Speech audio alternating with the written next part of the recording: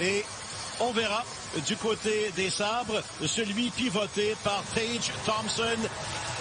Il nous fait grand plaisir de vous avoir avec nous pour notre 33e saison de hockey. Et le dégagement est réussi. On a passé la moitié de cette pénalité. 52 secondes encore. Cousins remet la rondelle derrière lui. Ça revient à la ligne bleue. Voilà Kyle Okposo.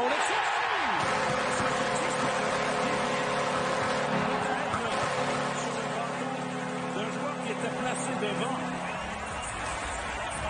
Il obtient une occasion de se faire valoir lors d'un jeu de puissance. C'est Cousins qui a fait tout le travail pour entrer dans le territoire du Canadien et y installer l'attaque. Je crois qu'Aston a simplement fait objet d'écran de cet angle-ci. Montembeault, lui, n'y voit rien. Battu du côté court. C'est tout ce que ça peut faire pour un joueur de hockey, Pierre. Et comment? Encore au Okposo. Derrière à Miller. Miller qui rate son tir. Un bâton en plus là, qui traîne devant le filet de Montembeault. Voilà Miller. Tir!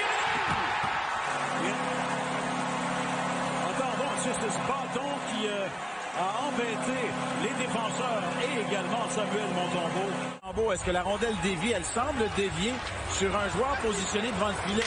Selon moi, c'est le but de Zedmus et Girgensons. Regardez bien juste ici, alors qu'il met le bâton contre cette rondelle. Il travaillait aux dépens de Brett Kulak qui ne neutralise pas le bâton de l'attaquant qui était positionné dans...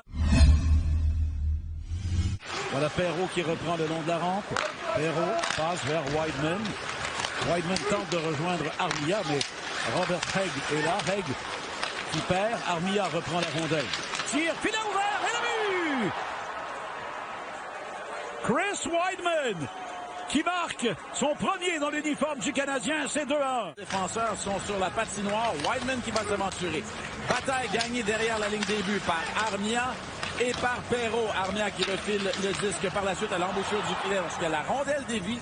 Je crois sur le patin potentiellement de Hagg. Ou était-ce plutôt sur le patin de Pysyk sur cette séquence. Thompson, lui, a un filet ouvert. Et Anderson ramène la rondelle au centre, mais il est arrêté par Thompson. Alors 56 secondes à 5 contre 4 maintenant. Ça revient à la ligne bleue. Bryson a remis à vient de réussir à nouveau ce dont on parlait. C'est pas sans nous rappeler un peu un joueur comme Mike Hoffman. Le travail de Cousins devant le filet également au sein du personnel d'entraîneur du Canadien. On regarde attentivement l'entrée de territoire parce que pour ce qui est du reste, il n'y a pas vraiment de cas où on peut aller en appel.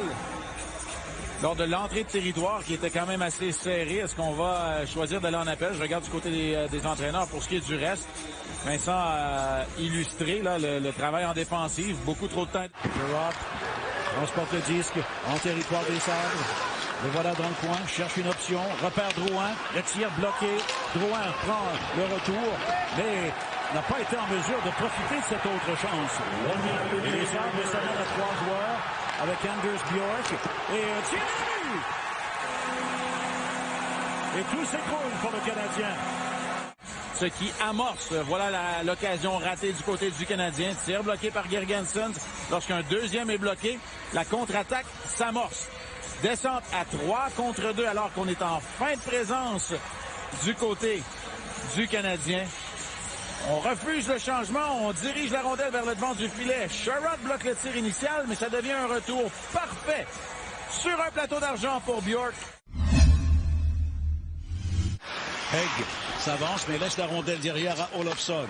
Olofsson passe ensuite vers Pysyk, dont le tir se retrouve derrière le filet. Et là, c'est bloqué à Olofsson. Olofsson retourne la rondelle à Dahlin, à Olofsson. Maintenant vers Skinner. Une longue passe précise, mais on préfère redonner le disque à Olofsson. Voilà son tir, c'est bloqué. Et donc, il but sur le retour, Tage Thompson. Et c'est 5-1, un troisième but. Dans le haut de la formation, et Tage Thompson qui va saisir un retour de lancer. Regardez à quel point on réussit à faire circuler la rondelle. Pourquoi? Parce qu'on a rendu les joueurs du Canadien passifs sur les talons. On ne réagit plus. Et Thompson trouve la partie supérieure pour battre Samuel Montembeault. Un 5e ce soir pour les Sabres, un 3e en supériorité.